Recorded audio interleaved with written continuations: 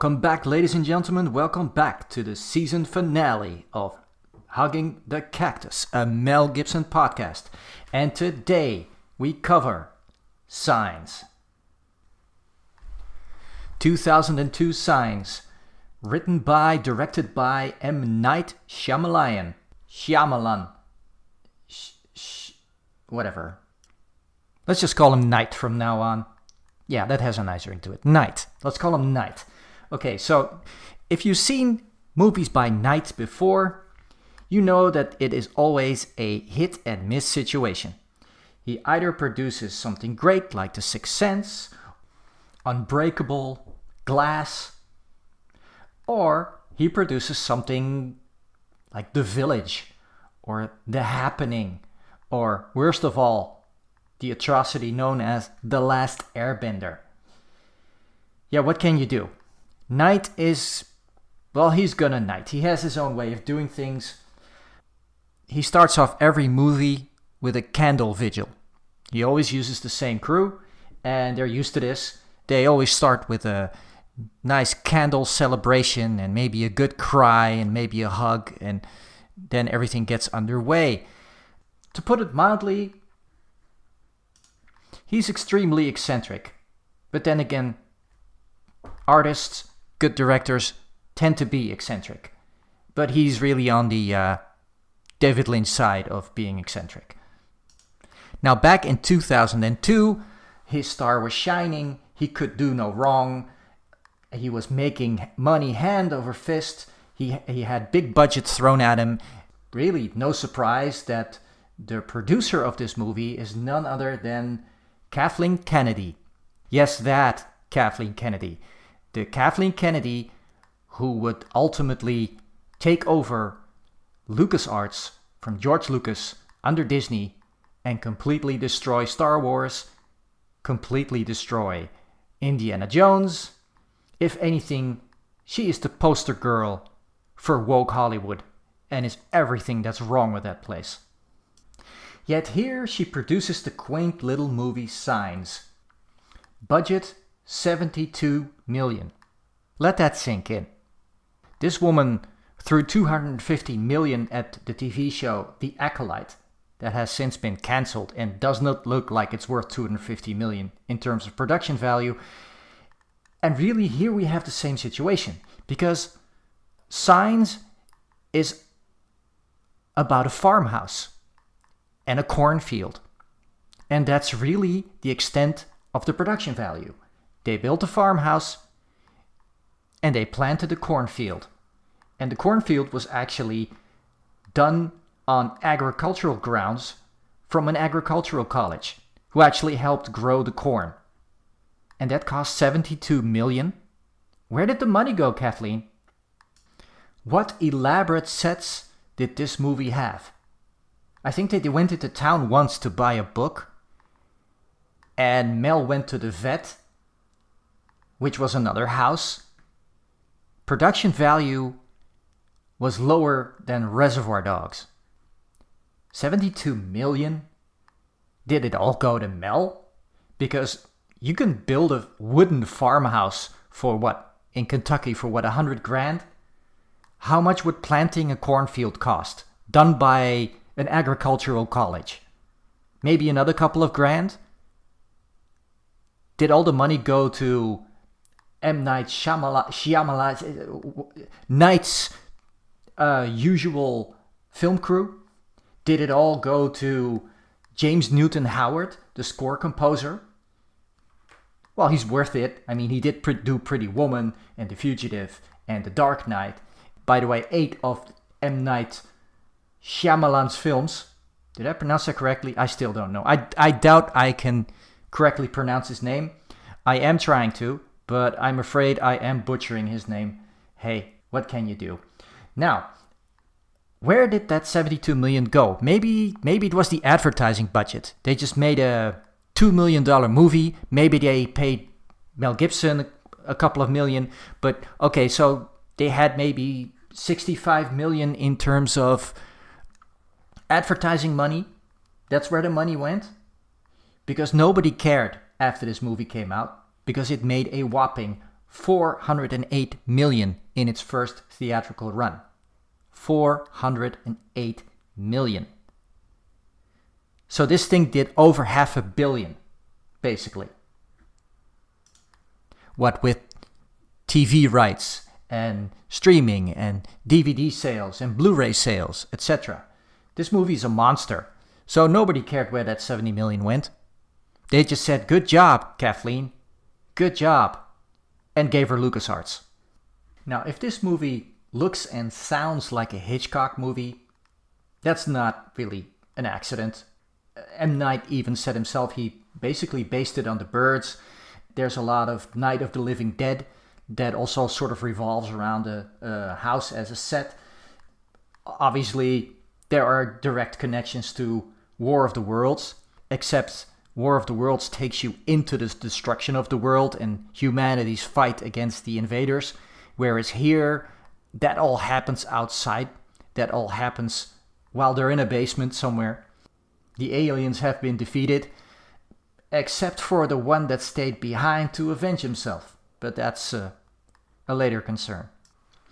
Now the plot, what little of it there is centered around Mel Gibson's character, Graham, who is an ex-pastor, come to find out.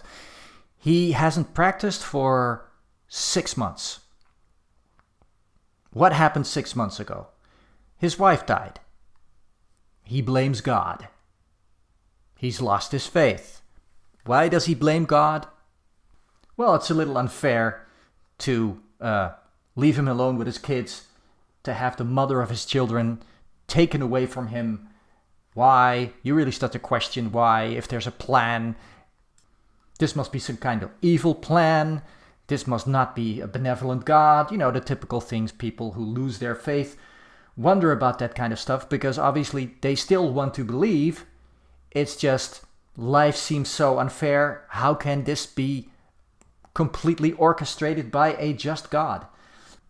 So this pastor who has lost his faith because his dead wife was killed by the local vet who fell asleep at the wheel, pinned her as she was walking by the side of the road. Now, that's another thing. Who walks by the side of the road in the United States? It's not smart. We all know this. Drivers are out to kill you when you're walking by the side of the road. I've experienced this personally, recently in fact, when I was in the United States. You don't walk by the side of the road. It's patently unhealthy. And so the pastor's wife's anger should really have been directed at the stupidity of his wife to walk by the side of the road. Why was she there? Not explained, not questioned either. Anyway, we see a man wrestling with his morals, with his faith, with his outlook on life. He's kind of checked out, and his kids know it. He has 2 kids, and his younger brother is more or less taking care of the 3 of them. His younger brother is another piece of work, kind of a failed baseball player, brilliantly played by Joaquin Phoenix, I must say. Arguably, this is even better acting than he did in Joker. The children, the older brother, Morgan, played by a Culkin, specifically Rory Culkin, Macaulay Culkin's younger brother, I think. Not sure. I think he's actually the better actor of the 2. Probably because he's less cute and because all the attention went to Macaulay. I'm pretty sure he never went to Michael Jackson's house. And he has this weird passing resemblance to the kid in Poltergeist. Anyway, the older brother carries the weight of the world, has problems with his father, probably because of the loss of the mother and because the father is checked out. They don't know what to do with him. He takes care of his younger sister. And the movie really starts as Mel Gibson's character, I should say, Graham, wakes up, runs out of his bedroom, runs to his younger brother who falls out of bed. They run outside because they hear noises. What are they hearing? Where are the kids? Well, they're in the cornfield. So they run through the cornfield. This is kind of a weird action sequence, very frantic. So they run through the cornfield, find the kids, and the kids are pointing out something weird. What's happening? Well, in the corn rows, there is a flattened space in the shape of circles, like glyphs, like the ones you see in Peru. Now, if you haven't been to Peru, all over Peru, there are deep indentations in the countryside with candelabras, a spaceman, birds, ants, all kinds of shapes. And they are in all kinds of different sizes. And you have to get into a plane to actually see them. It's really worth going, by the way. So, in this movie, these signs, quote unquote, start popping up all over the planet, starting in this place in Kentucky, but also all over India. Next thing you know, there are lights in the sky, UFOs, all over the major cities. 400 of them, in fact, at some point.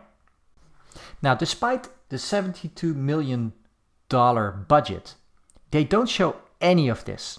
This is all exposition dump. This is all explained through a newscast.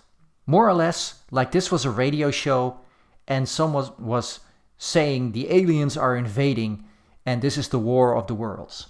The chances of anything coming from Mars are 1,000,000 to 1, they said. Well, these aren't actually Martians, at least they're not named that way, but they do suggest that these signs that are in the corn rows are some sort of navigational measurement. Some way the aliens know where to land.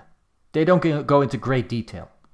They don't have to, because these are just a bunch of farmers with some flattened corn.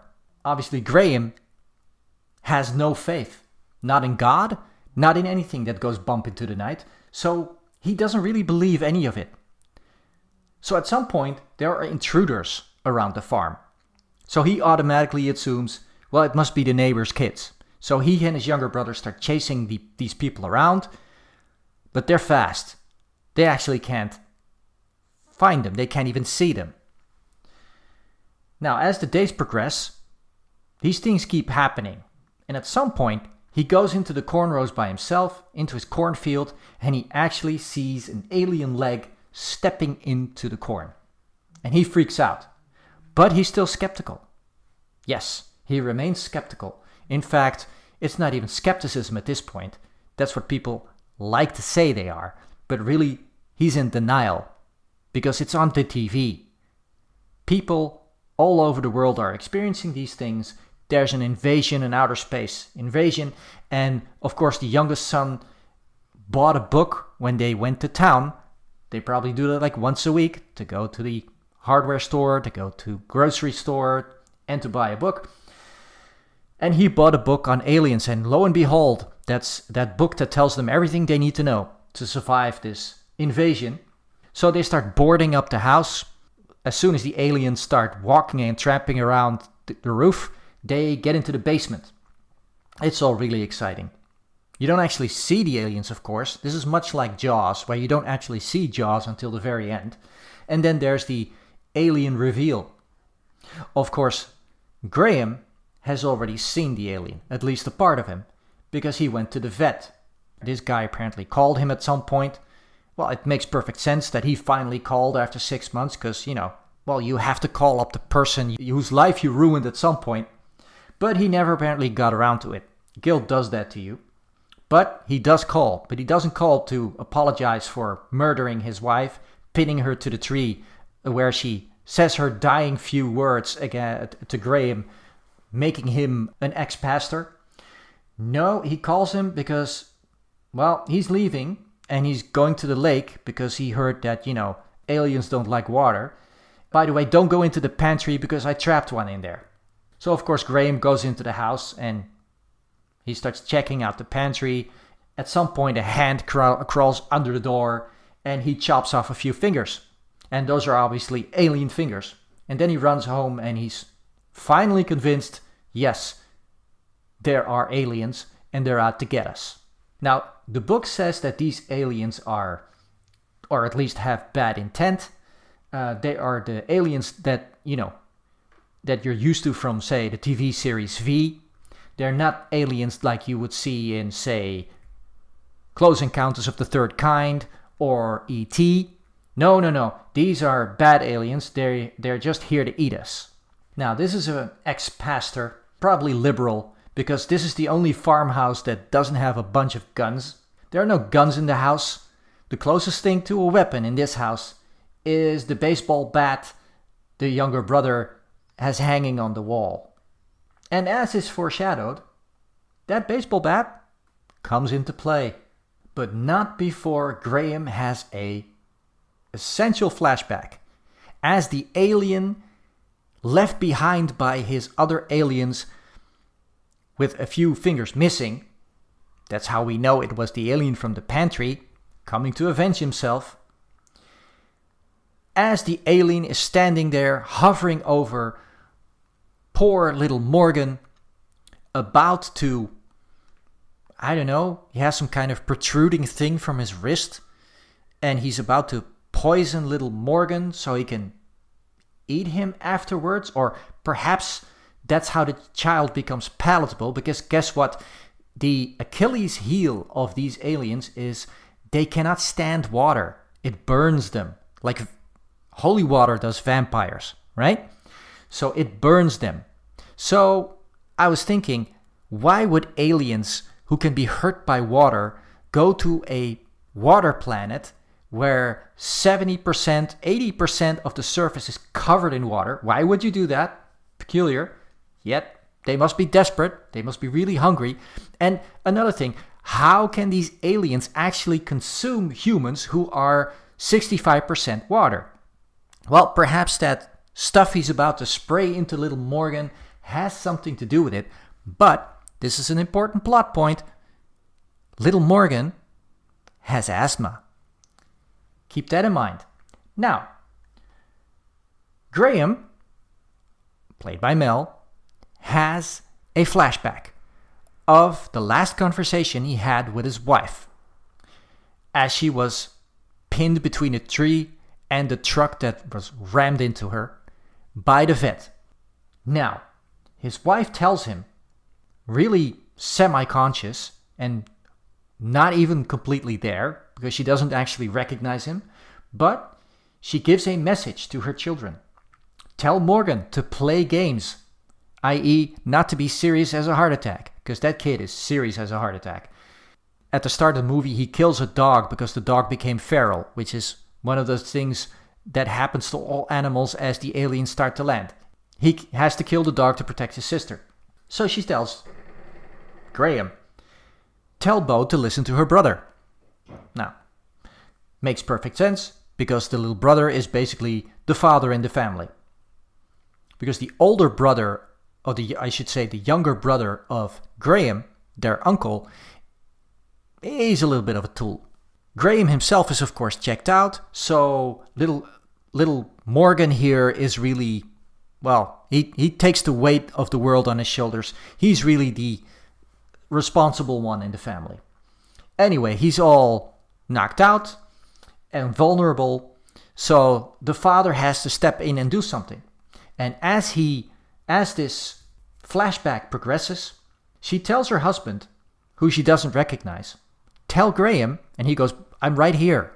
And she goes, tell him to see, which is aliens exist. You need to handle the situation. You need to see it for what it is. And then she says, tell Meryl to swing away, which is something they would tell him his entire childhood. Anyway, Mel Gibson tells his brother, Meryl, swing away. Meryl doesn't respond at first because he's like, what? And he's like, Meryl, swing away.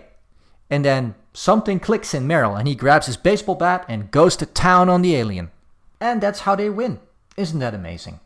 So, Mel regains his faith because, if there are aliens, there must be a God, right?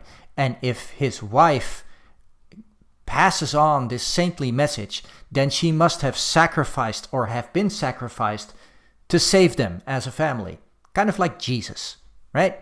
I mean, this is a religious man, so he will obviously recognize these religious motifs in that situation, whether they're realistic or not. But he regains his faith, he dons the old pastor suit again, and that's how basically the movie ends.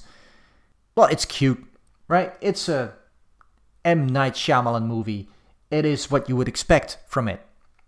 Not from a $72 million movie that made over $500 million that I had not seen, because this is a Mel Gibson film that I skipped it for two reasons. One, the subject matter. Two, M. Night Shyamalan, because at that point, he really wasn't my cup of tea, and he still isn't. Not really. I appreciate him for his artistry, and he's made some good movies, but there are more misses than hits, so I'm much happier without it. It is not hard to see why Mel Gibson was attracted to this project. He worked really well with M. Night Shyamalan. He actually said that this director managed to challenge him. He was jaded in a lot of ways, and he got more of a performance out of Mel than perhaps Mel would have gotten himself if he had directed this movie. So that's interesting. Joaquin Phoenix was a great addition to the cast. You can see his brilliance. You can really see what an actor he's about to become. Of course, he'd already done several good movies. He's in 8mm with Nicolas Cage, which is really good. And of course, he's in Gladiator. Then there's Rory Culkin, who I think is the younger brother. Yes, he's the younger brother. Now, don't blink, but he's also in Scream 4, and he is in Bullet to the Head with Sylvester Stallone. So that's an interesting crossover. Now, in this season, I've covered mostly odd parts done by Mel Gibson. To be fair, I did that because, well, I hadn't podcasted in a while, and I just wanted to get my footing again, and also because I was starting up the whole YouTube adventure. Well, I won't say I wanted to waste it, but I wanted to get my sea legs before I hit on the major movies to be covered on YouTube. Now, next season, you're in for some big surprises. I'm going to be covering some big ones again, and they will be done in audio as well as video. So I hope you will stay tuned for that. I'm going to continue working as of now. I'm going to start on the next season as this season ends. So stay tuned, and bye for now.